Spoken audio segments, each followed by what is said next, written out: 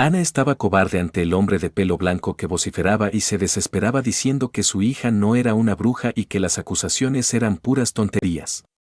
Roland y Ana intercambiaron una mirada significativa, reconociendo en silencio que estaban en la misma sintonía.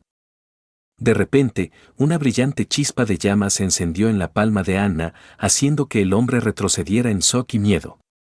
A medida que las llamas crecían más intensas, las lágrimas de Nanola fluían libremente mientras suplicaba a Ana que parara. El hombre de pelo blanco se quedó sin palabras, su ira se convirtió en confusión mientras exigía saber qué estaba pasando. Con una sonrisa amistosa, Roland dio un paso adelante y instó al hombre a calmarse. Explicó que había habido un malentendido y sugirió que tuvieran una conversación sincera para aclarar las cosas.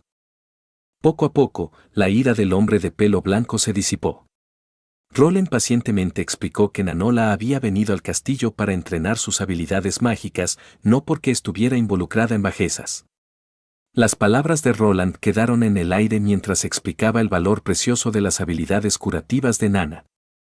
Imploró al padre de Nana que permitiera que ella se quedara en la ciudad fronteriza para ayudar en la próxima batalla contra los demonios, pero el hombre negó firmemente con la cabeza, disculpándose por su negativa. Explicó que no podía soportar poner a su hija en un peligro tan grave. Roland persistió, recordando al hombre el abuelo de Nana, un valiente caballero que había pasado su título al padre de Nanola. Mientras hablaba de los valientes actos de su abuelo al liderar tropas contra las bestias demoníacas, el semblante del padre de Nanola cambió.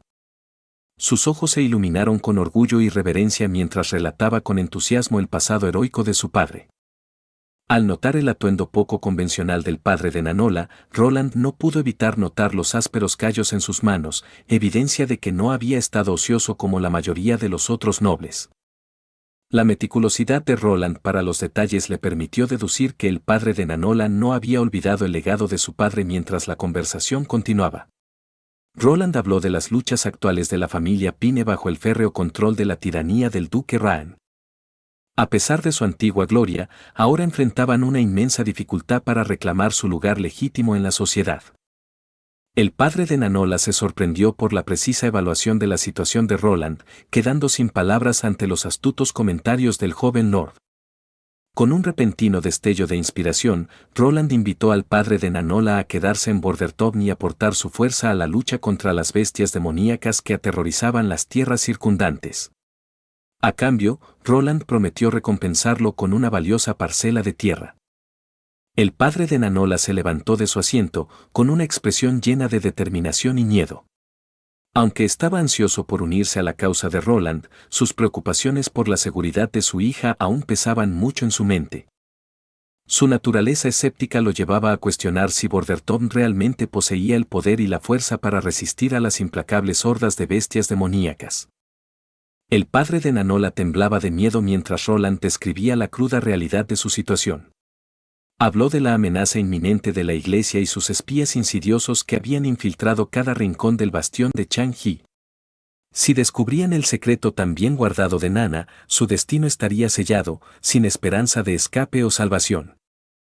Las palabras de Roland colgaron pesadas en el aire, cada sílaba cargada con el peso de la perdición inminente. Él aseguró al padre de Nana que tenía un plan, uno que garantizaría la seguridad de su amada hija. Con determinación firme, Roland prometió tener un barco listo en el muelle, preparado para cuando su misión fallara. Nanola y Ana serían las primeras en partir. Mientras el padre de Nanola escuchaba la propuesta de Roland, sintió una sensación de inquietud. Sin embargo, podía percibir algo diferente en el famoso cuarto príncipe, algo que lo distinguía de los otros nobles y reales que había conocido en su vida. Tomando una profunda respiración, tomó la difícil decisión de depositar su confianza en Roland, esperando contra toda esperanza que su fe no fuera en vano. Con un cambio de tono, juró como caballero y se comprometió a luchar al lado de Roland. Momentos después de despedirse de Nanova y su padre, Ana irrumpió y preguntó por qué Roland había dicho eso. Con una voz determinada, afirmó que ella no iría a ningún lado. En la oficina de Roland, Barrett irrumpió por la puerta con el rostro lleno de ansiedad. Entregó la grave noticia de que el entrenamiento continuo de sus soldados y la producción de armas habían tenido un gran impacto en sus finanzas. Si continuaban por este camino, seguramente se quedarían sin fondos mucho antes de que los meses de los demonios llegaran a su fin. Roland se frotó las sienes con cansancio, consciente agudamente de la situación desesperada que enfrentaban. Con el corazón pesado, instruyó a Barrett que sacara los fondos necesarios de sus propios cofres. Barrett permaneció incrédulo, su preocupación por la seguridad de Roland palpable. Sin embargo, Roland permaneció resuelto, determinado a llevar sus planes hasta el final, sin importar el costo. Él aseguró a Barrett que sería el primero en partir si su misión fallaba, y lo instó a cumplir con sus deberes con renovado enfoque y vigor. Mientras Barrett se alejaba, Roland se dejó caer pesadamente sobre su escritorio, abrumado por un sentido de desesperanza.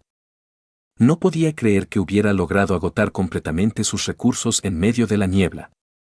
En medio de la neblina, Nightingale apareció materializándose de entre la niebla revuelta. Se apoyó en el escritorio de Roland, con una sonrisa traviesa en su rostro mientras cuestionaba sus palabras anteriores a Barrett. Roland podía sentir cómo sus mejillas se ruborizaban de vergüenza, los ojos de Nightingale rebosando preocupación por el bienestar de Farana.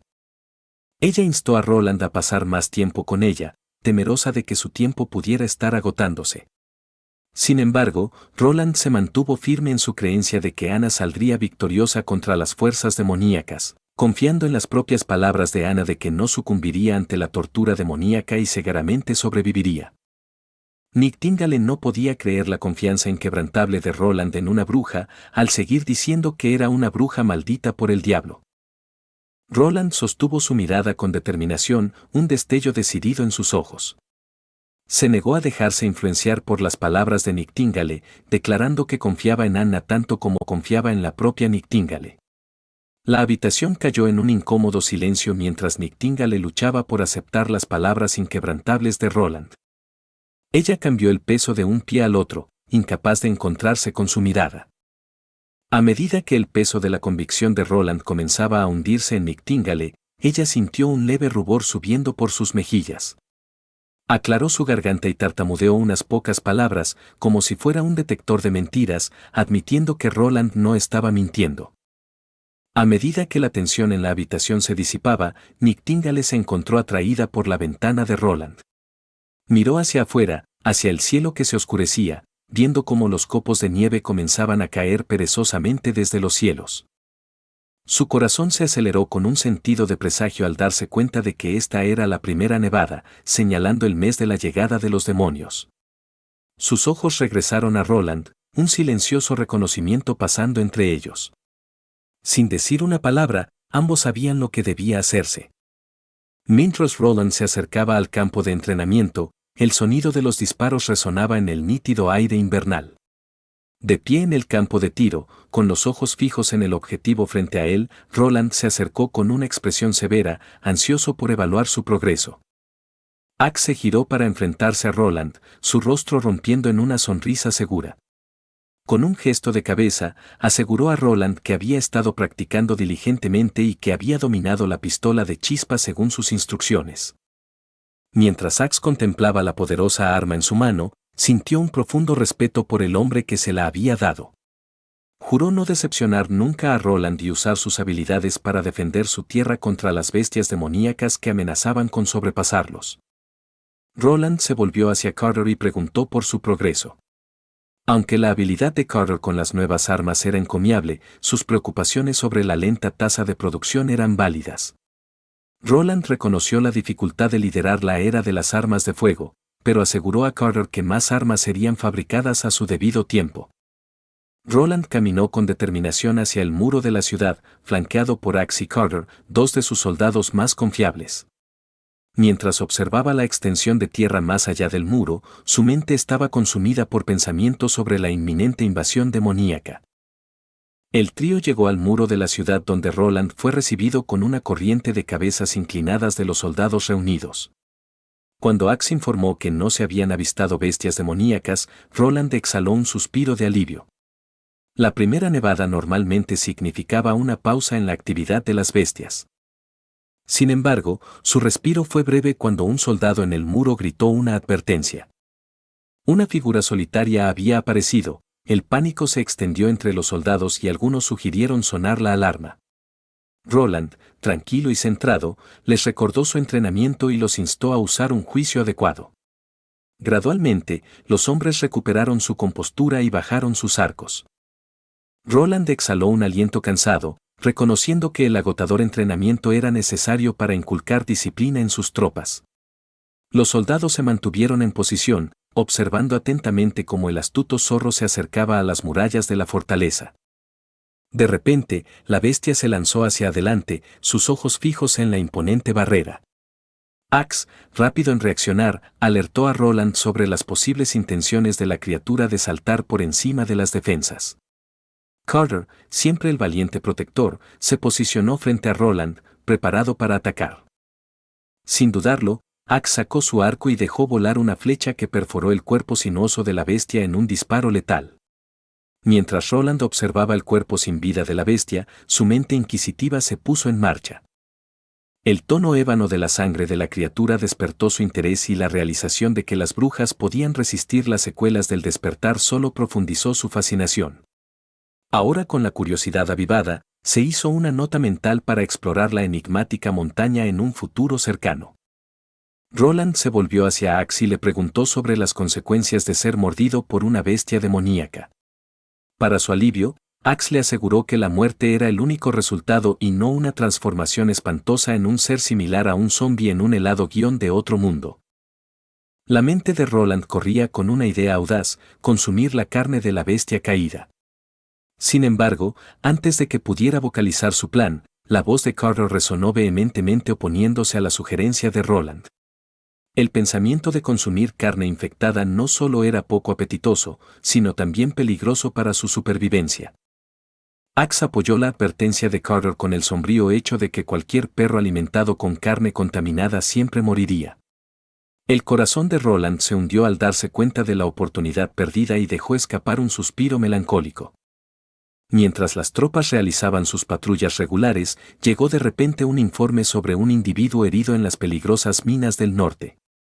En un frenesí de actividad, Roland se dirigió al hospital donde se encontró con la vista de Nanola, una joven temblando de miedo mientras retrocedía del minero herido.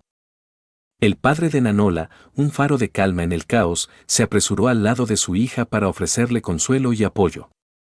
Apelando a su fuerza interna, Nanola se armó de valor y se acercó al hombre herido.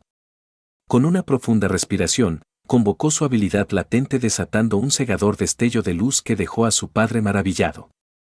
El hombre herido, ahora milagrosamente curado, se giró hacia un lado y dijo que fue Nanawa quien le salvó la vida, mostrando su gratitud hacia Nanola. Momentos después, el hombre herido recuperó lentamente la conciencia, su mente confundida con confusión e incredulidad. Se preguntaba si lo que acababa de ocurrir era simplemente un sueño vívido. Roland, siempre la voz tranquilizadora, le aseguró que era en efecto real y que había sido traído de vuelta del borde de la muerte por nada menos que la extraordinaria Nanola y su asombrosa habilidad. El hombre se estremeció de shock al mencionar la habilidad de Nanola y dejó escapar un suspiro. ¿Una bruja? ¿No son todas las brujas demonios? El padre de Nana, Bristin, con enojo ante las palabras del hombre, lo reprendió severamente.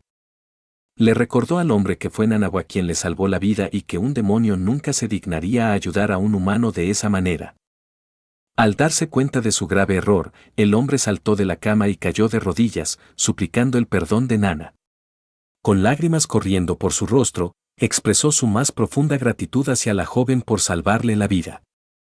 Mientras Roland regresaba a su residencia, se encontró con Nictíngale posada en su cama, sus ojos vidriosos de preocupación. Temía que la habilidad de Nanola fuera descubierta y que la joven nunca pudiera llevar una vida normal. Antes de que Nictíngale pudiera decir otra palabra, Roland intervino con urgencia en su voz.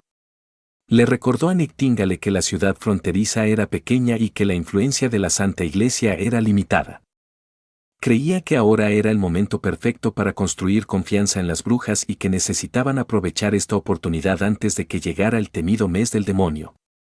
Roland estaba seguro de que sí podían mostrar a la gente que las brujas no eran demonios, podrían comenzar lentamente a derribar los muros de miedo y prejuicio que se habían erigido contra ellas.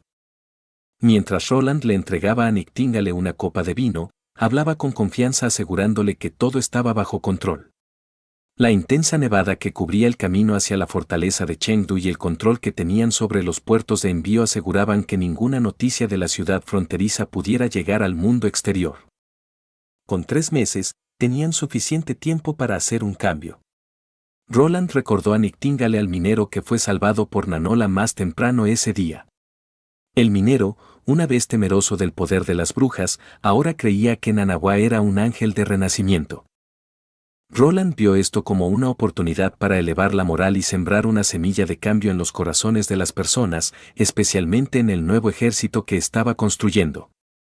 Nightingale miró a Roland con una pérdida de palabras, se quedó mirando a los ojos de Roland sintiendo un poco de fascinación, junto con una mezcla de curiosidad y admiración, y no pudo evitar preguntarle qué lo impulsaba a tomar pasos tan audaces en apoyo de las brujas. Roland la miró con una expresión seria y habló con voz firme. Porque creo que las brujas hacen las mejores waifus, dijo. Roland se inclinó hacia adelante, sus ojos brillando con determinación. Porque creo que todos merecen una oportunidad de vivir libremente, esperando que algún día incluso las brujas puedan vivir libremente en mi territorio. El discurso de Roland dejó a Nightingale atónita, sus ojos fijos en él con admiración. Después de un largo silencio, apartó la mirada y comenzó a disculparse por las mentiras que le había dicho anteriormente. Nightingale explicó que sus compañeras brujas en la asociación habían estado vagando durante demasiado tiempo y simplemente querían un lugar seguro donde quedarse, incluso si era un castillo como el suyo. Inicialmente, Roland estaba confundido por sus palabras, pero luego, como si una realización súbita lo hubiera golpeado, comprendió que Nightingale estaba ofreciendo traer a las otras brujas a su castillo. Sintió una oleada de emoción. Nightingale estaba impresionada por la gran visión de Roland para un mundo donde todos, incluidas las brujas, pudieran vivir juntos. Sin embargo, aún tenía preocupaciones sobre las repercusiones de traer a las brujas a la ciudad fronteriza, temía que esto pudiera potencialmente hacer que Roland se ganara enemigos con la iglesia. Roland, por otro lado, permaneció calmado y tranquilo. Aseguró a Nightingale que la iglesia no iría a extremos solo para castigarlo. Sabía que no se atreverían a provocar a la familia real. Mientras caminaba hacia la ventana, Roland enfatizó la importancia de comenzar pequeño y construir desde allí. Creía que necesitaban comenzar desde la ciudad fronteriza y gradualmente reunir suficientes fuerzas para derribar a la iglesia. Eventualmente, Roland imaginaba crear un reino donde todas las personas, independientemente de sus orígenes, pudieran coexistir en armonía. Esto no se limitaba solo al Castillo Gris, sino al mundo entero. Algún día todos sabrán que las brujas son verdaderamente las mejores waifus. Bajo el manto de la oscuridad, un estruendo de jinetes resonó a través de la noche mientras un grupo de hombres montados galopaba hacia el Castillo Gris. Entre ellos estaba una figura imponente con una cicatriz distintiva marcada en su rostro, nada menos que Jarrold Wimbledon, el primer príncipe del reino del Castillo Gris. A medida que se acercaban a las puertas del castillo, una repentina llamarada iluminó el cielo desde dentro de los muros. Sin inmutarse, el primer príncipe ordenó a sus hombres avanzar y abrirse paso hacia el interior del castillo. Con un fuerte estruendo, las cadenas que sostenían las pesadas puertas del castillo comenzaron a descender, permitiendo que el príncipe y sus hombres irrumpieran en las defensas del castillo. El aire estaba cargado de tensión mientras el primer príncipe se acercaba a su objetivo final, el trono del Castillo Gris. Al adentrarse por la gran entrada, fue recibido con una reverencia respetuosa de un puñado de ministros ansiosos por su regreso. El príncipe reconoció sus saludos con una sonrisa grácil, pero no perdió tiempo en ponerse a trabajar.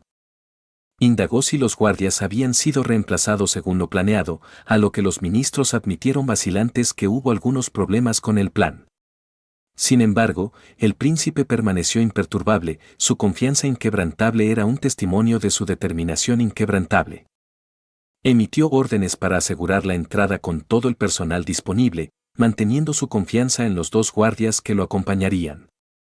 A medida que el primer príncipe se dirigía hacia la residencia del rey, sus pensamientos fueron momentáneamente reemplazados por recuerdos entrañables de su infancia pasada jugando con sus hermanos menores. Pero una repentina mezcla de determinación inflexible reemplazó su expresión nostálgica mientras se acercaba a las imponentes puertas. Sabía que estaba a punto de romper las reglas del rey y tomar el trono por la fuerza. Al pararse ante la gran cámara, un ligero olor captó su atención. El olor a sangre flotaba en el aire, un presagio ominoso de lo que estaba por venir. Su ministro le informó que una doncella fue llamada por el rey y había visto el cambio de los guardias y que había sido tratada en consecuencia. El primer príncipe encontró extremadamente extraño lo que dijo el ministro, ya que sabía que su padre no había tocado a una mujer desde el fallecimiento de su madre.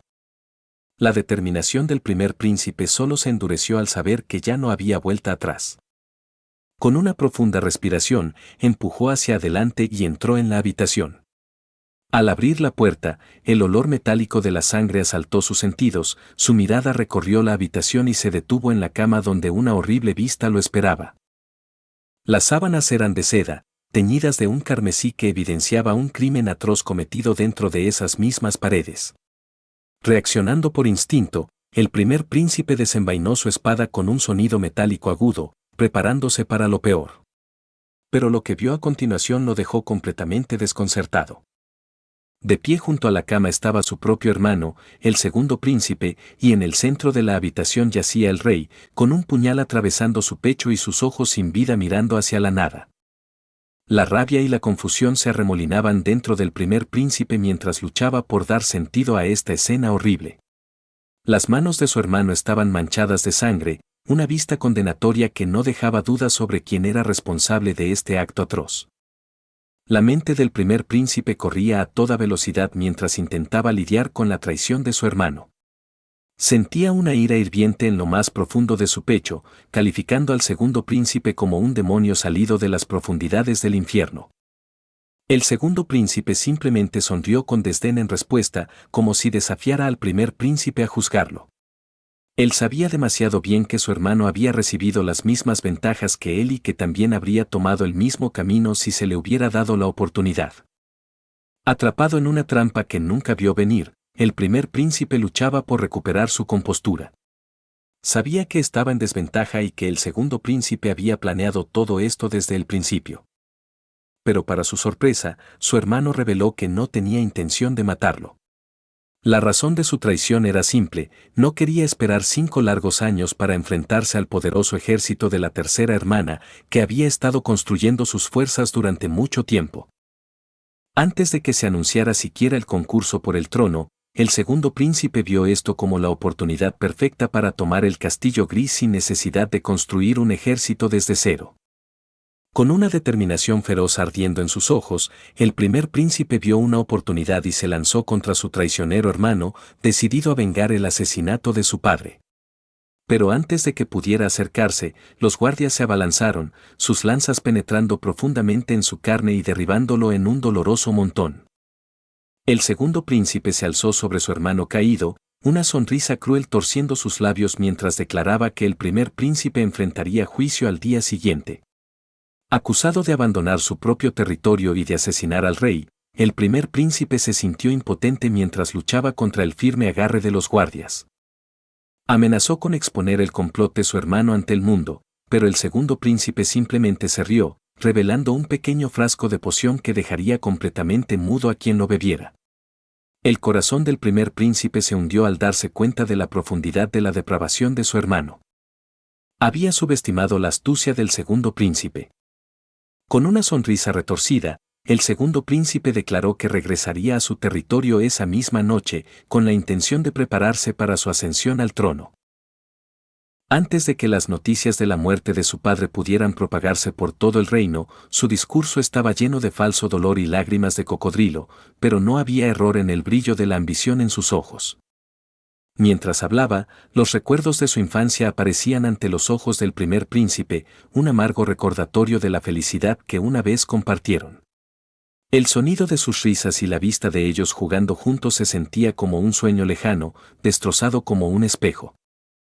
Cuando el primer príncipe fue arrastrado, el ministro se acercó al segundo príncipe, inclinando la cabeza en sumisión al nuevo rey. El segundo príncipe le aseguró que su acuerdo sería cumplido, pero una sonrisa astuta torció sus rasgos mientras sacaba una pequeña píldora y se la entregaba al ministro. El ministro vaciló, sintiendo que algo no estaba bien, pero antes de que pudiera protestar, el segundo príncipe presionó la píldora en su mano, obligándolo a tragarla. Con un escalofrío de miedo, el ministro se dio cuenta de que la píldora lo haría obediente al nuevo rey, asegurando su lealtad y evitando cualquier posible traición. Mientras los demás ocupantes abandonaban la cámara, el segundo príncipe se acercó al frío y rígido cadáver de su padre. Su rostro contorsionado traicionaba las emociones dentro de él, y un repentino recuerdo lo transportó de vuelta a los últimos momentos del rey. Fue entonces cuando el segundo príncipe reveló el regreso de su hermano mayor y su deseo por el trono, solo para ser recibido con una explosión de risa escalofriante y una impactante muestra de autolesión. Antes de que el príncipe pudiera comprender esta respuesta confusa, el rey se lanzó contra sí mismo con un cuchillo, clavándolo en su propio pecho. Todo parecía surreal y el segundo príncipe no podía sacudirse la sensación de que algo no estaba bien. El príncipe no tuvo tiempo de reaccionar ni de detener el suicidio, sin embargo, una inquietante sensación persistía en el fondo de su mente, incapaz de sacudirse la incómoda sensación de toda la situación. Han pasado apenas una semana desde que la nevada etérea cubrió la tierra envolviéndola en una gruesa capa de blanco helado. Roland, parado en su oficina, no pudo evitar reflexionar sobre la longevidad de la pieza mientras saboreaba el sabor de su té. Su mirada se desvió por el paisaje tranquilo desde su oficina. Afortunadamente, las máquinas de vapor en las minas habían sido arregladas y los soldados que custodiaban las murallas estaban logrando repeler con éxito a las bestias demoníacas que intentaban atravesarlas. Roland exhaló un suspiro de alivio y comenzó a trazar el crecimiento económico del pueblo fronterizo. Sin embargo, su respiro fue interrumpido por una alerta urgente que sonaba a lo lejos. Carter, su asistente, irrumpió en la oficina con un toque de pánico en su voz al avistar una gran horda de bestias demoníacas fuera de la muralla en la ladera norte del pueblo fronterizo. Una horda amenazante de bestias demoníacas se había reunido fuera de las paredes protectoras, y los soldados estacionados en la vanguardia estaban listos, pero sus mandíbulas cayeron ante el gran número de criaturas feroces que se cernían ante ellos. Vainer, uno de los soldados, aferró su arma con fuerza, su mente se aceleraba con el recuerdo de su primera incorporación tentado por la promesa de deliciosos huevos en su almuerzo, y ahora aquí estaba, lanzado al fragor de la batalla contra estas bestias demoníacas. Sin previo aviso, un buey infectado se abalanzó hacia adelante con una intensidad feral y sus pezuñas golpeando la tierra con una furia ensordecedora. La fuerza del embate del buey infectado resonó a través de las paredes dejándolas temblando en su estela. El poderío del animal había dejado una mella considerable en la muralla, y antes de que los soldados pudieran siquiera inspeccionar al buey inerte, una manada de lobos infectados se abalanzó, usando al animal caído como trampolín para romper las defensas. Axe, el comandante experimentado, actuó rápidamente, dando órdenes para posicionar al escuadrón de lanzas. Los soldados entrenados expertamente se reunieron con precisión, sus lanzas apuntando hacia los lobos gruñendo mientras se lanzaban hacia adelante. Las afiladas puntas de las lanzas atravesaron la carne de las criaturas, pero una aún logró romper la línea de defensa. Sin vacilar, Axe levantó su flintlock, apuntando con destreza y disparando la bala que atravesó el cráneo del lobo con una precisión mortal. Pero en medio del caos, la atención de Vainer fue atraída por un compañero soldado retorciéndose de agonía en el suelo. El estómago del hombre había sido destripado por las garras afiladas de los lobos y la sangre brotaba en torrentes. Uno de los soldados se volvió hacia Vainer en busca de orientación, pero él quedó sin habla y aturdido, incapaz de procesar la escena espantosa ante él. En ese momento, Roland y Carter se dirigieron hacia la ladera norte, sus ojos ampliándose al ver las bestias demoníacas devastando las murallas. La voz imperiosa de Carter resonó en el campo de batalla, instando a los soldados a mantener la calma y seguir su entrenamiento y procedimientos. Vainer respiró profundamente, tranquilizándose, y ordenó a 2 de sus hombres que transportaran con cuidado al soldado herido hacia el sitio de tratamiento. Luego, reunió al resto de su escuadrón, instruyéndolos para que mantuvieran su posición y se prepararan para la siguiente oleada de ataques. Roland estaba impresionado por la compostura del soldado, pero su resultado colectivo fue puesto a prueba aún más cuando una extraña criatura apareció en el horizonte. Era una retorcida fusión de un lobo masivo de 2 cabezas y una tortuga con caparazones verdes espinosos. Los soldados lanzaron una lluvia de flechas hacia la extraña bestia, pero los proyectiles rebotaron inofensivamente en sus espinas blindadas. Roland llamó rápidamente a su escuadrón élite de flintlocks para tomar posición, pero incluso sus rondas explosivas resultaron ineficaces contra la armadura aparentemente impenetrable de la criatura. En un último intento desesperado, Roland ordenó a Vainer que recuperara la pólvora, pero antes de que pudiera terminar su comando, la monstruosa bestia se lanzó contra la pared y comenzó a perforarla. Roland sabía que la fortificación ya no podía resistir más golpes. Inmediatamente gritó a sus hombres que se retiraran de la pared.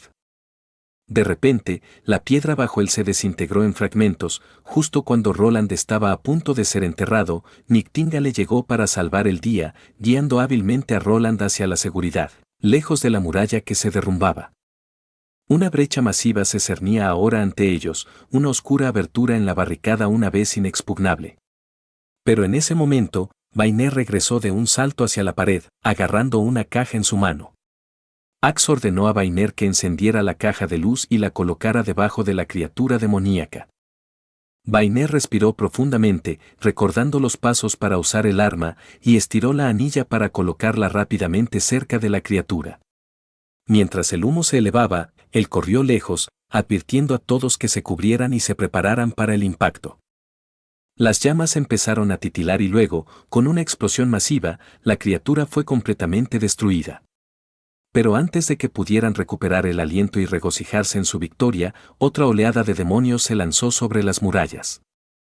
Había una horda de más de una docena de bestias demoníacas cargando hacia la pared ya vulnerada. Los soldados estaban ampliamente superados en número y ya jadeaban por el aliento. Roland buscaba frenéticamente un plan, pero su situación parecía desesperada. De repente, el jabalí infectado soltó un rugido ensordecedor y se abalanzó directamente sobre los soldados protegidos, enviándolos volando varios metros por el aire. Justo cuando el jabalí estaba a punto de causar más estragos, Anna llegó a la escena. Aún vestida con su atuendo de sirvienta, pero esta vez con un sombrero de bruja adornando su cabeza, con una mirada firme fija en la bestia, convocó una enorme bola de fuego y la lanzó hacia el jabalí que se abalanzaba. En un ataque rápido, el jabalí fue envuelto en llamas, retorciéndose de agonía. Roland se sintió sorprendido y disgustado, pues había instruido expresamente que ella se quedara en el sitio de tratamiento. Bran se adelantó, postrándose en el suelo y disculpándose por no haber impedido que Anna viniera aquí. Anna había estado tan preocupada por la seguridad de Roland que no pudo ser disuadida de venir. Roland había planeado que los demás, excepto Anna, se adelantaran primero. Luego, gradualmente, introdujo a Anna y Nictingale en la situación, pero sus planes habían sido frustrados. Rápidamente ordenó a sus hombres proteger a Anna y sin vacilar un momento, los soldados se pusieron de pie, blandiendo sus escudos y colocándose delante de ella. Anna entonó su conjuro, invocando una enorme pared de llamas que envolvió la barrera dañada. Con un nudo de entendimiento, Roland tomó la pistola de flintlock de Carter y la apuntó a una de las bestias demoníacas. El sonido de la bala atravesando la carne del lobo captó la atención de todos. Roland levantó la mano en alto y bramó para que todos escucharan que la pared había sido asegurada, ordenando a sus tropas que retomaran sus posiciones en la muralla y la defendieran a toda costa. Una poderosa oleada de moralidad recorrió el campo mientras los soldados bramaban con todas sus fuerzas, jurando mantenerse firmes y luchar por su alteza y para defender el pueblo fronterizo hasta su último aliento. Después de una hora atroz de combate, solo quedaba en pie un lobo solitario. La criatura llevaba 3 flechas sobresaliendo de su carne, pero aún así se negaba a rendirse.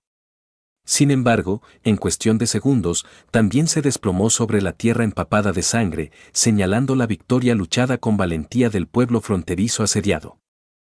Los soldados que vigilaban desde lo alto de la muralla estallaron en gritos de alegría, sus voces resonando al unísono mientras aclamaban al príncipe y gritaban «¡Viva el príncipe!».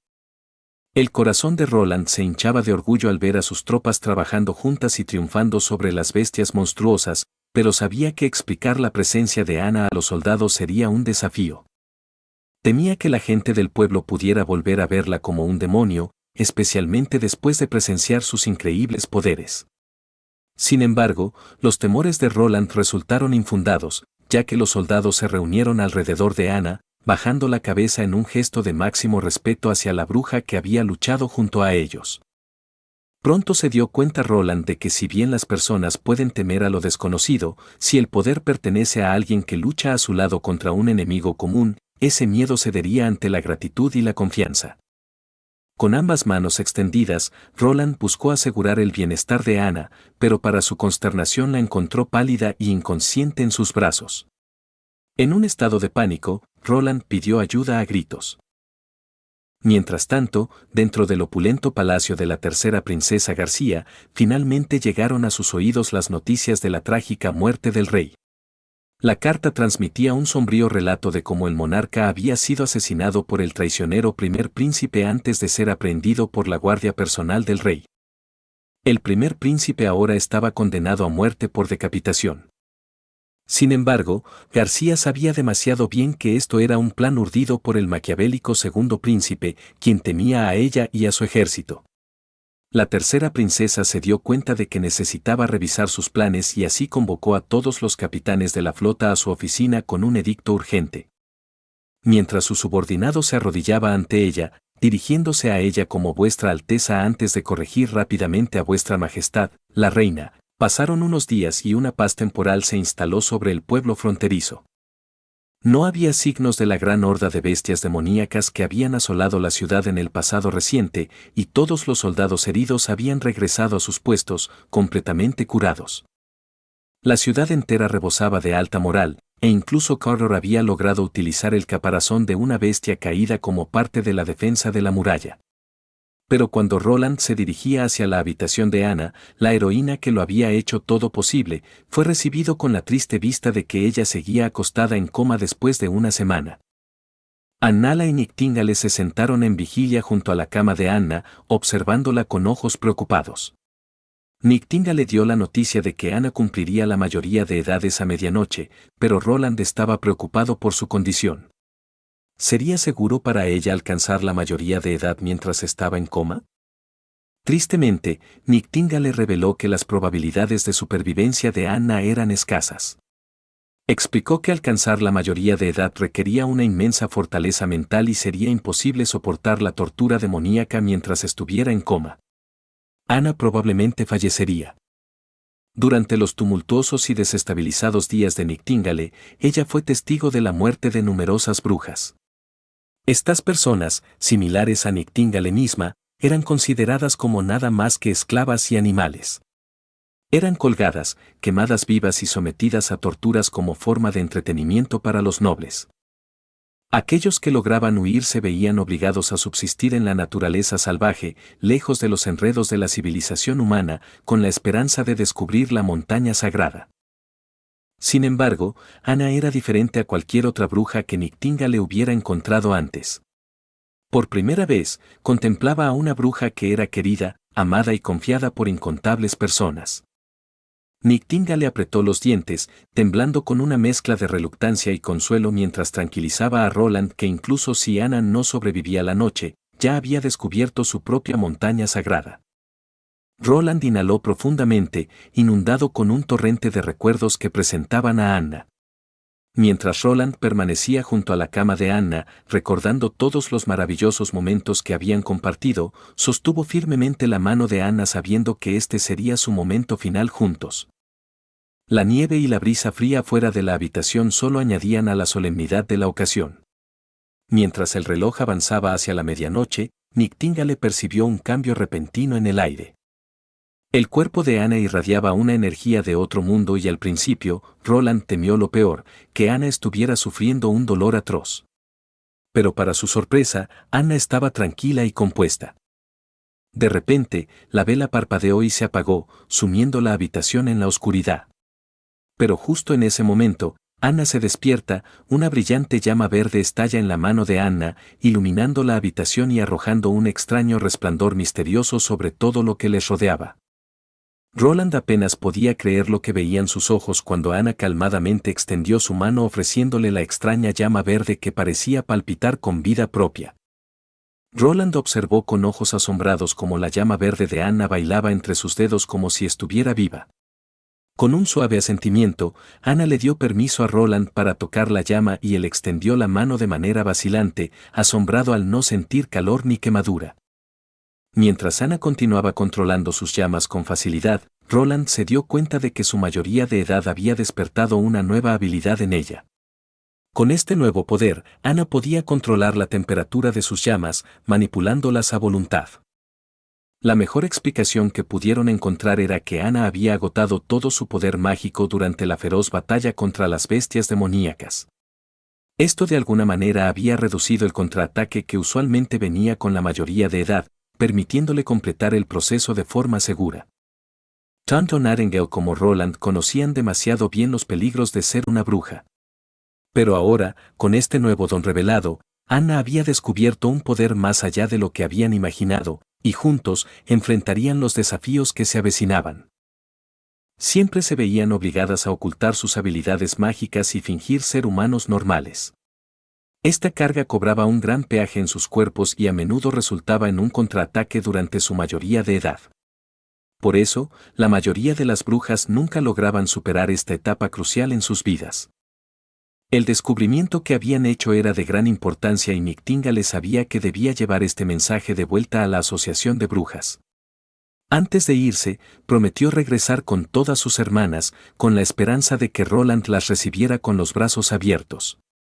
Sin embargo, Roland dudaba en dejar partir a Nightingale tan pronto.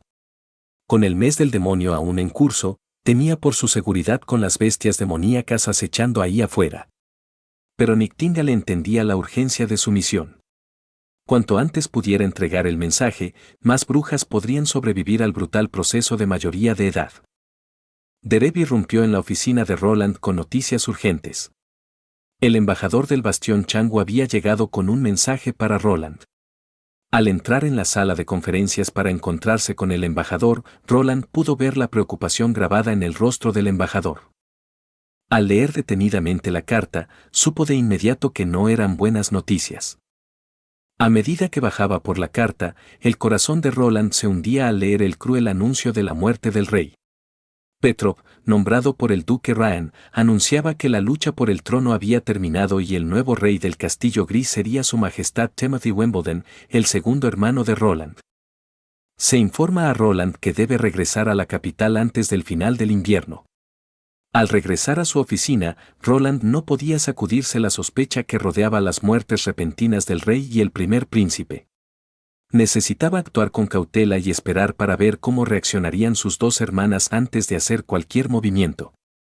Al darse cuenta de que el reino estaba al borde de la inestabilidad, Roland rápidamente aconsejó a Barev que sacara a su familia y parientes de la capital lo antes posible. La incertidumbre y el peligro se cernían sobre ellos, y Roland sabía que debía prepararse para los desafíos y peligros que se avecinaban en el futuro incierto del reino.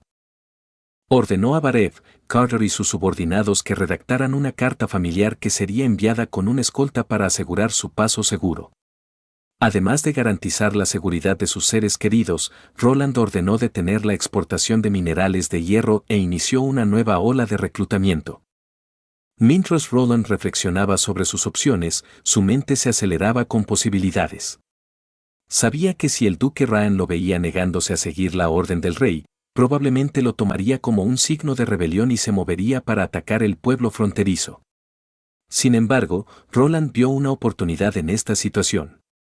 Podía aprovechar el caos y usarlo para lanzar un ataque al bastión Changu, expandiendo su territorio y reclamando su riqueza y población para sí mismo.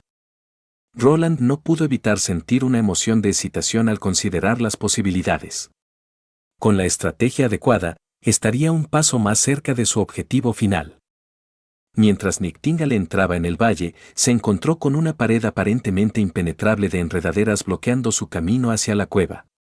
Con un gesto de su capucha, se reveló a Liv, quien llevaba 2 bandas blancas en los brazos, un signo revelador de las 2 brujas que habían caído días antes. El corazón de Nictíngale se hundió al verlo mientras avanzaban más hacia la cueva. Wendy apareció corriendo hacia Nictíngale y tomó sus manos con fuerza.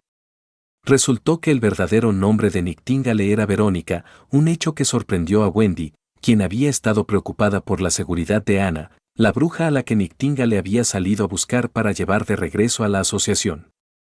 Nictíngale se lanzó a explicar su experiencia en el pueblo fronterizo, compartiendo la noticia de que el cuarto príncipe estaba dispuesto a acogerlas y mantenerlas a salvo. A pesar de su entusiasmo, las otras brujas parecían reacias a confiar en un príncipe humano. Para convencerlas, Nictíngale reveló que tanto Anna como Anna ya habían sido rescatadas incluso antes de que ella llegara. Esta información, junto con la habilidad de Nictíngale para detectar mentiras, persuadió a algunas de las brujas. Incluso les mostró los planos de la máquina de vapor que Roland le había compartido.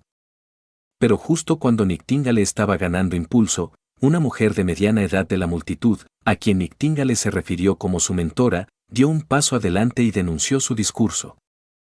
La mujer claramente no estaba contenta con lo que Nictíngale había dicho y la habitación quedó en silencio mientras hablaba.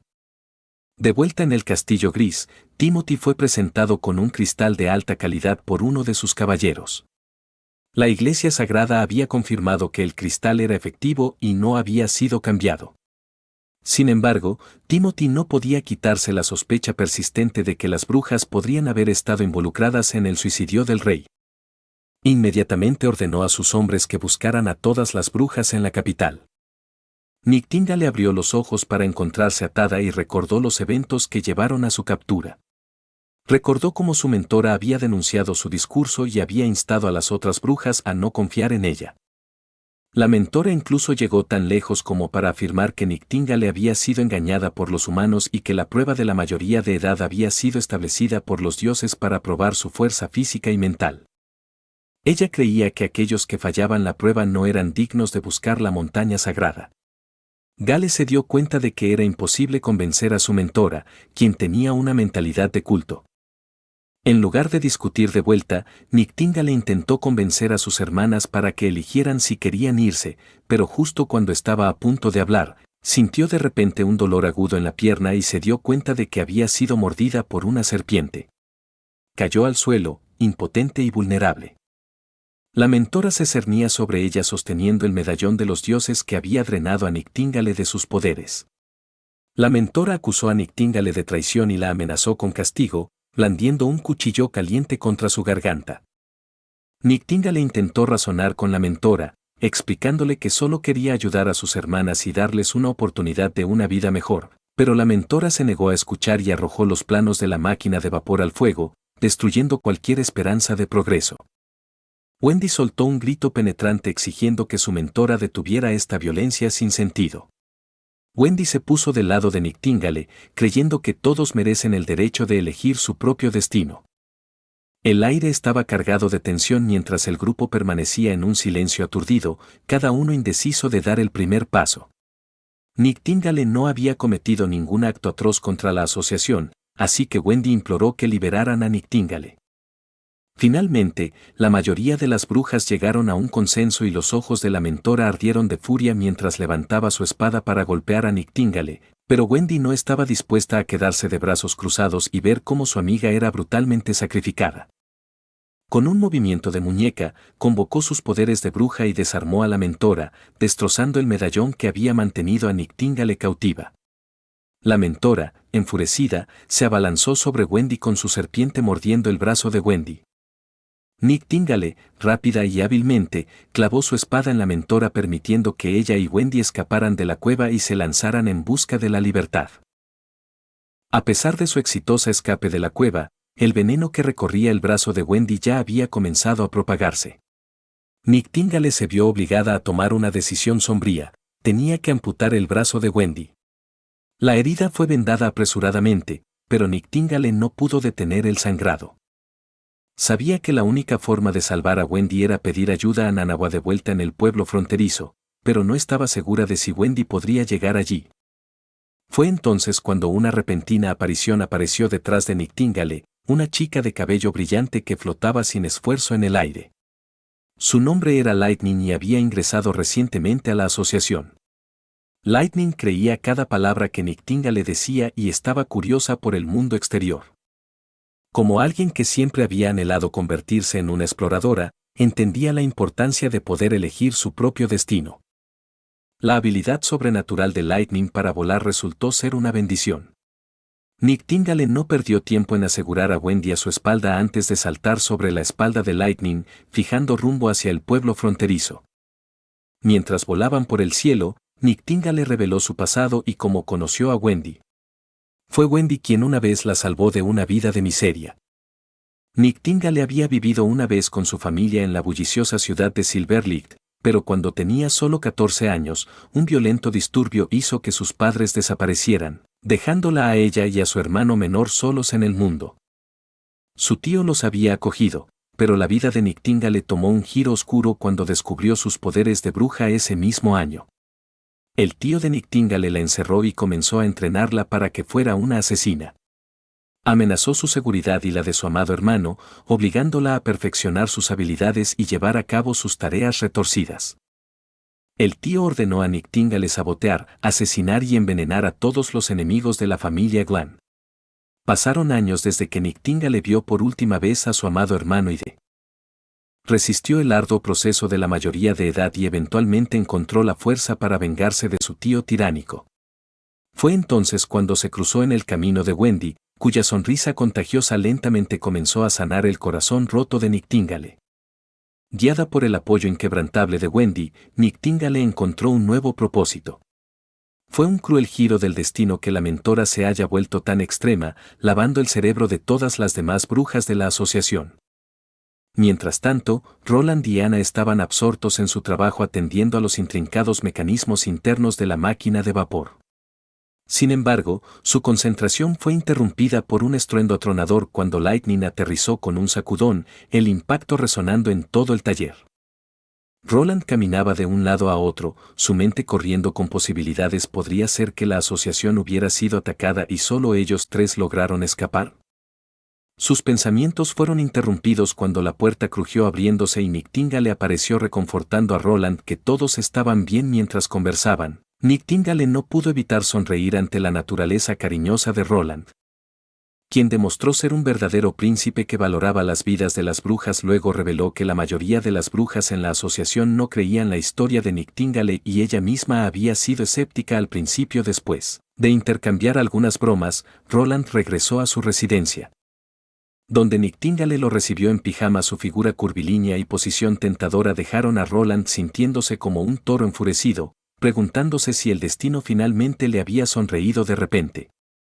Niktingale se puso de pie lentamente acercándose a Roland con una mirada seria en sus ojos. Se arrodilló y juró bajo su nombre como Niktingale y Verónica, un juramento de lealtad a Roland, prometiendo ser su escudo que aleje a todos los demonios y la espada para atravesar la oscuridad hasta su último aliento. Mientras Roland prometiera tratar a las brujas con amabilidad y cuidado, Roland entendió la gravedad de la falla de la asociación de brujas en apoyar a Niktingale. Esto hizo que Niktingale viera a Roland como un faro de esperanza para liderar a las brujas. Roland quería colaborar con Niktingale como un igual, pero la gente de este mundo aún no entiende los valores de igualdad, paz y libertad. Determinado a hacer lo correcto, Roland tomó el cuchillo y abrazó la lealtad que Niktingale le ofrecía como símbolo del ritual nocturno. Roland tocó el hombro de Niktingale 3 veces, completando el siniestro ritual. Mientras pasaba la noche, Roland y Niktingale regresaron al cuarto de Wendy sosteniendo un contrato en la mano.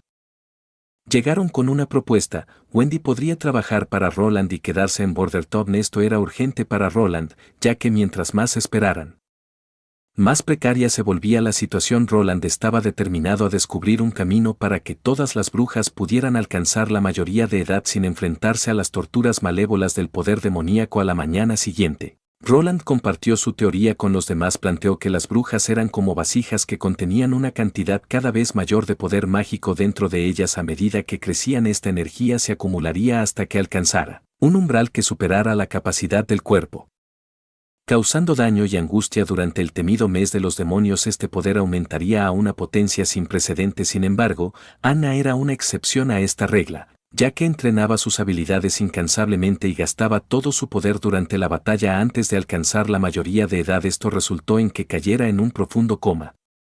Pero emergió de él sin daños. Roland prometió crear un refugio seguro para que las brujas liberaran libremente sus poderes bajo su liderazgo. Nadie se atrevería a arrestarlas o hacerles daño. Tanto Windy como Lightning ya habían firmado el contrato, esperando ansiosamente la próxima orden de Roland.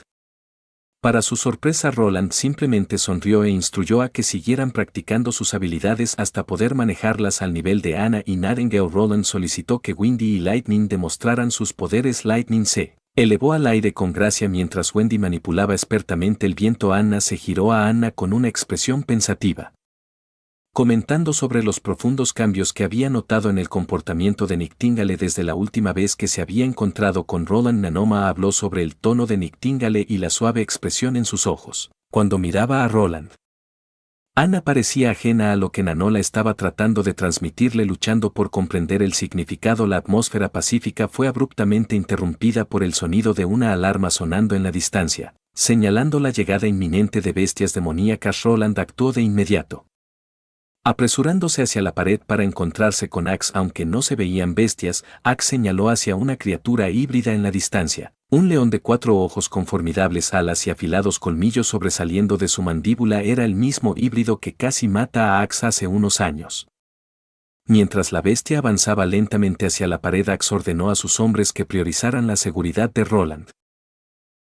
Pero para sorpresa de todos, una criatura híbrida se detuvo abruptamente a solo unos metros de la pared, sus intenciones no claras.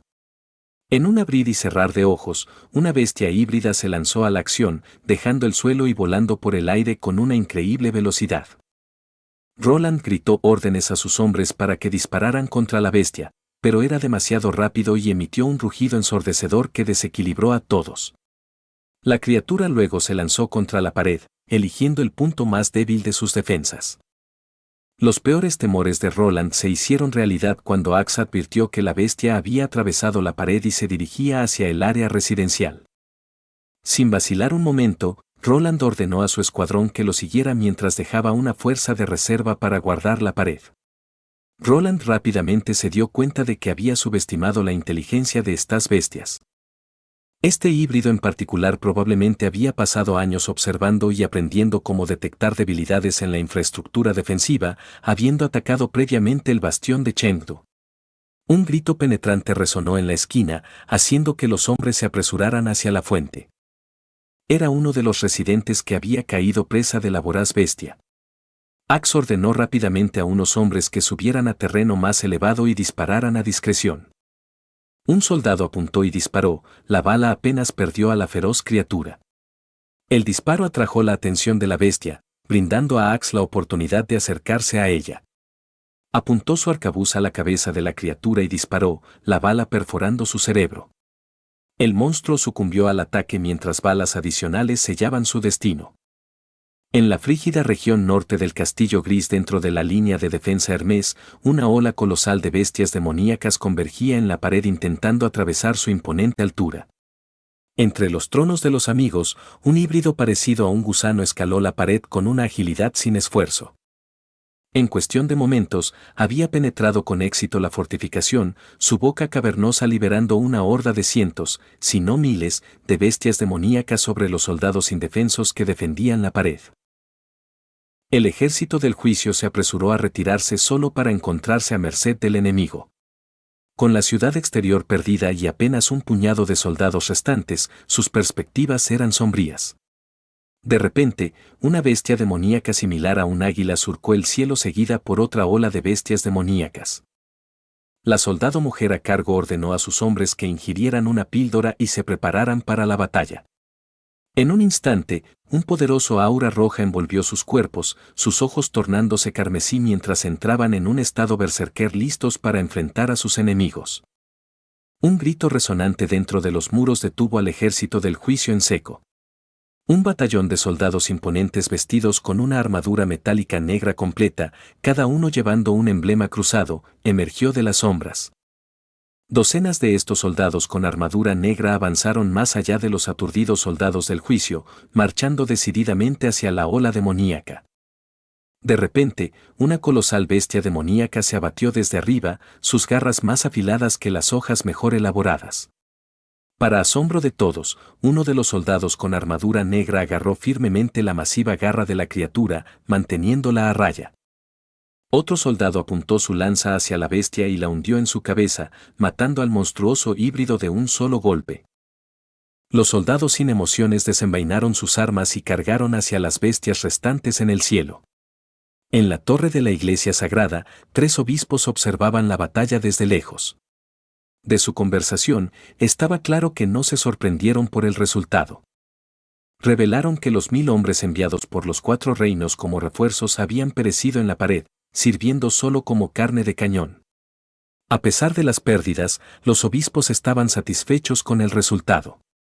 Para lograr esta victoria, sacrificaron a muchos del ejército del juicio y usaron innumerables píldoras. El obispo mayor llamado Philen remarcó que era inevitable, citando el libro sagrado que profetizaba que el tiempo se les estaba acabando. La iglesia sagrada necesitaba unir a todo el continente o de lo contrario enfrentarían una destrucción total. La obispa Heather frunció el ceño y comentó que tal vez sus acciones eran peores que las de las bestias demoníacas. Incluso las bestias tenían más compasión que ellos. Philen la reprendió y le recordó que no cuestionara la palabra de los dioses con una risa franca. La obispa Heather tranquilizó al pastor mayor, diciéndole que no se preocupara por el asunto. Añadió que quizás los dioses tenían un punto débil para las fuerzas demoníacas en su corazón. El obispo Men estuvo de acuerdo con el sentimiento de la obispa Heather. Creía que el Dios de su fe no mostraba favor ni a los humanos ni a los demonios, sino que parecía apoyar solo a aquellos que emergían victoriosos. Carter, observando desde la distancia, encontró extraño presenciar a un miembro de la familia real asistiendo al funeral de un soldado común sin linaje noble o título nobiliario en su nombre. Algunos de los fallecidos ni siquiera tenían nombres o apellidos adecuados. Sin embargo, Roland veía las cosas de manera diferente. Había escuchado que los funerales estaban típicamente reservados para nobles de alto rango y realeza. Además, nunca había habido un funeral adecuado en Bordertown, donde la muerte era una ocurrencia demasiado común, especialmente durante el temido mes de los demonios. En tales tiempos desesperados, simplemente no había tiempo para llorar a los caídos o darles un entierro adecuado, con sus restos a menudo descansando en algún lugar de la naturaleza salvaje. Pero Roland sentía que cada vida merecía ser honrada y que cada muerte merecía un reconocimiento adecuado. Así que decidió pagar sus respetos a los valientes guerreros que habían dado sus vidas para proteger el pueblo y sus habitantes. Fue un gesto pequeño pero significativo, uno que los residentes de Bordertown no olvidarían. La idea era fomentar un sentido de unidad entre el ejército para ayudarles a comprender por quién estaban luchando y el propósito detrás de su batalla. Una vez que la gente comenzó a reflexionar sobre estas cosas, un nuevo sentido de propósito se encendió dentro de ellos.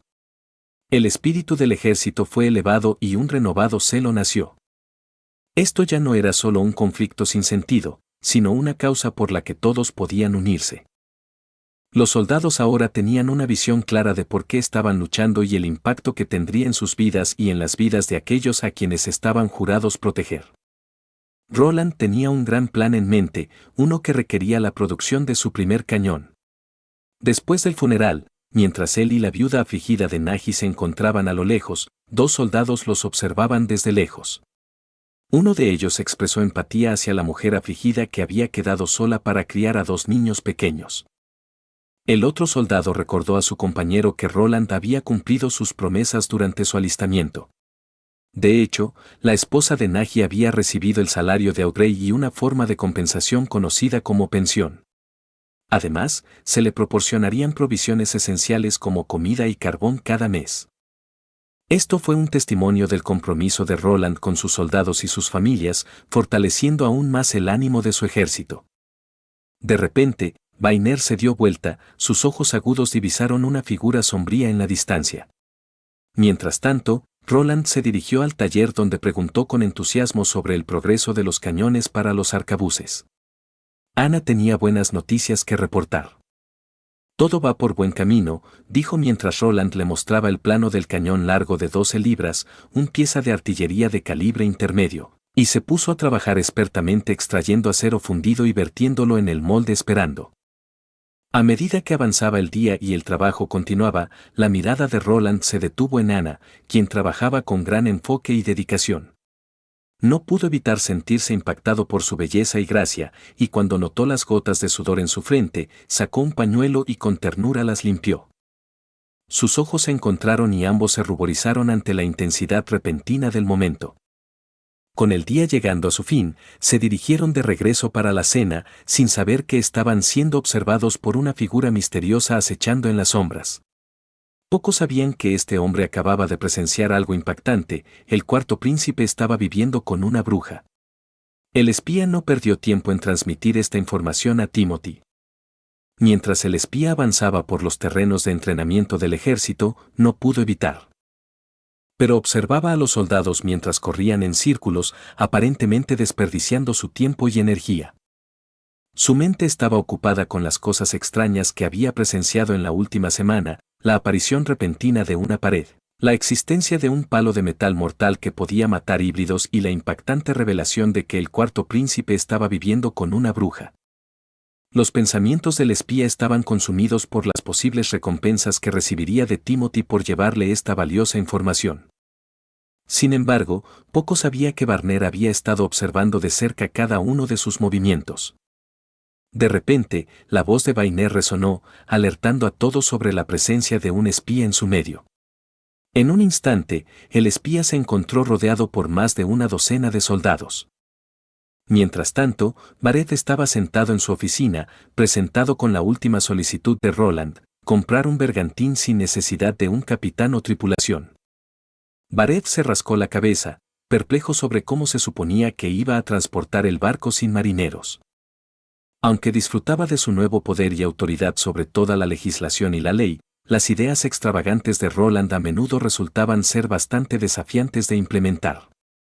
El corazón de Bareth se hundió al procesar la noticia de otro espía en su medio.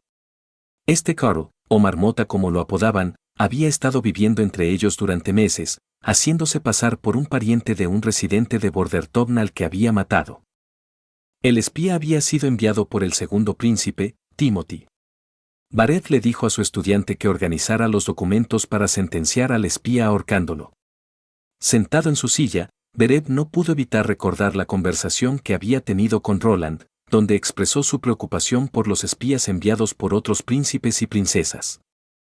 Estaban escasos de mano de obra para capturar a estos espías. Sin embargo, Roland tenía un plan. Creía que los residentes de Bordertown podrían ayudarles a capturar a todos los espías. Ellos eran los ojos y oídos de la ciudad. Bareth ordenó publicar un anuncio: cualquier persona que detectara actividad o personas sospechosas debía informar al ayuntamiento, ofreciendo una recompensa de 15 monedas de plata a quien reportara a un espía. Bareth estaba escéptico, pero claramente funcionaba.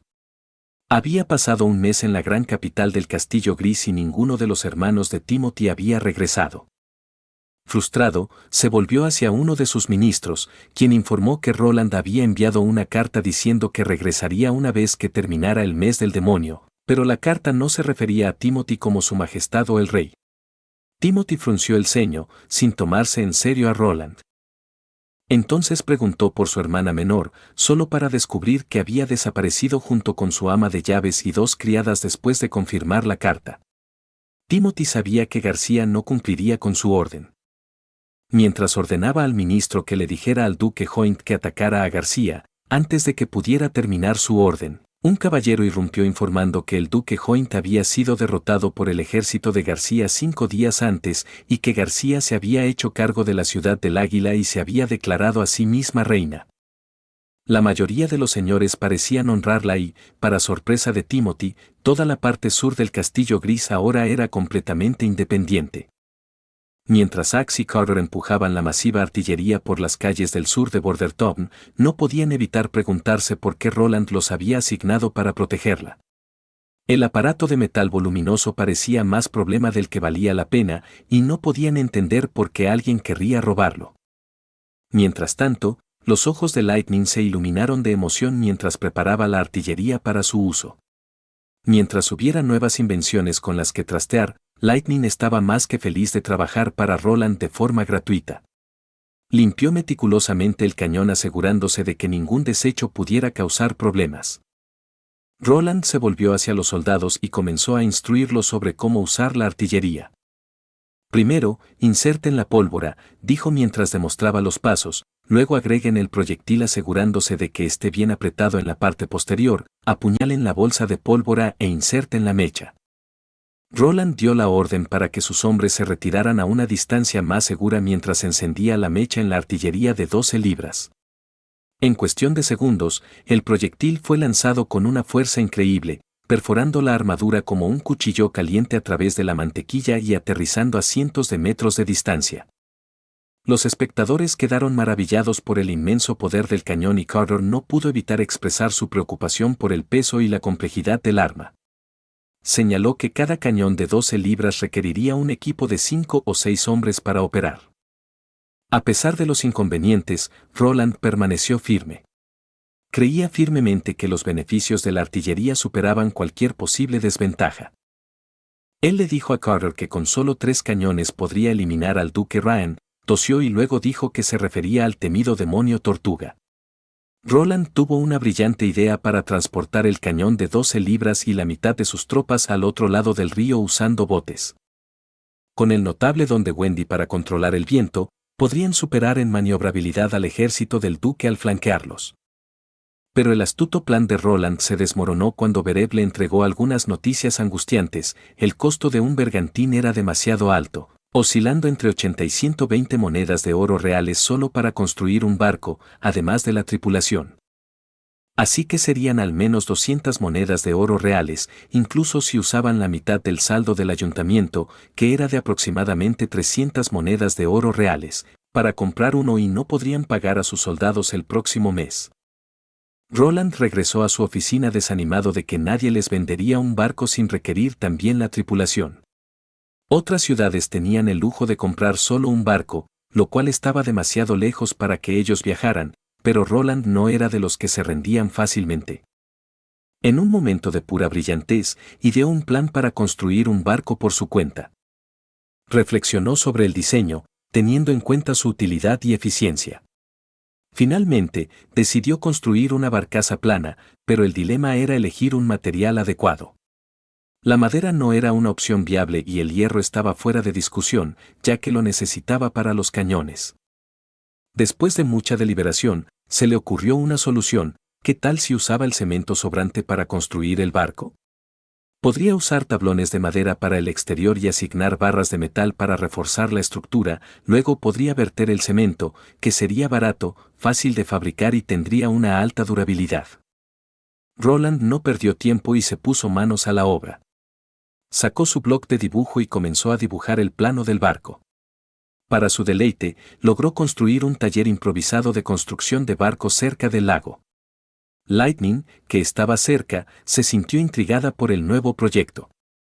Supuso que era una gigantesca bañera para Roland y no pudo evitar reír cuando él reveló que era un barco. Lightning había crecido en barcos acompañando a su padre Thunder, quien fue el mayor explorador que el mundo había conocido. Wendy se alegró de ver que Roland y Lightning se estaban llevando tan bien, pero sus pensamientos se desviaron hacia la asociación de brujas, preguntándose si su hermana estaba bien. Mientras tanto, en el valle, un grupo de brujas desafiaba la ventisca mientras avanzaban. Una de las brujas informó de un rastro de un demonio acercándose, lo que llenó el corazón del mentor de odio hacia Nictíngale. El grupo trabajó junto con Leith usando sus viñas para atrapar a la bestia y los otros privándola de aire, sofocándola en el proceso. Al ponerse el sol, el grupo decidió acampar cerca. El mentor levantó la cabeza y divisó una extraña ciudad con estructuras peculiares. Eran altas y puntiagudas, y los ojos del mentor brillaron de emoción mientras declaraba que aquello era la montaña sagrada. Pero algunas de las brujas se sintieron inquietas, porque según los antiguos libros, la montaña sagrada debía ser un sitio impresionante con un resplandor dorado brillando a su alrededor. Además, vieron algo arrugado en los agujeros que aumentó sus sospechas. El mentor gritó al grupo que siguiera avanzando, pero Liv vaciló. Sabía que no podía convencer al mentor de cambiar de rumbo. Mientras avanzaban hacia la ciudad, otra bruja cayó de sus heridas. A pesar de esto, el mentor les instó a seguir adelante, sin querer dejar que nada se interpusiera en su camino. A medida que pasaban las horas, la ciudad no parecía acercarse. Algunas brujas sugirieron establecer un campamento para su seguridad, pero el mentor soltó un grito fuerte. Afirmó que esto solo era una prueba de los dioses para determinar su fortaleza mental, y que no podían detenerse ahí. De repente, la bruja que llevaba al mentor a sus espaldas se dio cuenta de que la montaña sagrada había desaparecido. Liv recordó lo que el rayo había dicho una vez y sabía que habían sido engañadas. No era la montaña sagrada, sino un espejismo. Era un fenómeno que producía una imagen desplazada de objetos distantes y todo lo que veían era una ilusión. Incluso si existía, podía estar muy lejos. Sin embargo, el mentor insistió en continuar su viaje. De la nada, una sensación de perdición inminente se apoderó del grupo de brujas. Una de ellas, aguda de vista y rápida de mente, alcanzó a vislumbrar algo que se precipitaba hacia ellas con una velocidad aterradora. Pero antes de que pudiera gritar una advertencia, una lanza se hundió en su cuerpo con brutal fuerza, enviándola varios metros hacia atrás. En medio del caos, fuerzas malévolas emergieron. El aquelarre de brujas actuó de inmediato, formando una formación de batalla para defenderse de los demonios. Una de las brujas conjuró un pantano para obstaculizar el avance de los demonios. Intrépidos, los dos demonios cabalgaban en la espalda de sus lobos, usándolos como trampolín para saltar hacia su presa. Con garras afiladas como navajas alzadas, derribaron a una de las brujas con un golpe rápido y mortal. Las brujas lucharon valientemente, lanzando sus propios ataques mágicos en retaliación. Una de ellas utilizó una poderosa bola de fuego para abrazar a uno de los demonios, salvando a su amiga que había quedado atrapada. Liv atrapó a uno de los demonios con sus lianas, mientras el otro demonio lanzaba una lanza en su dirección. La lanza apenas esquivó al demonio atrapado, luego liberó una oleada de electricidad desde sus garras, apuntando a un grupo de brujas desprevenidas. Antes de que pudieran reaccionar, las tres fueron derribadas, sus vidas extinguidas al instante. Cuando el polvo se asentó, el mentor solitario miró aterrorizado a las imponentes figuras demoníacas que se acercaban hacia ella.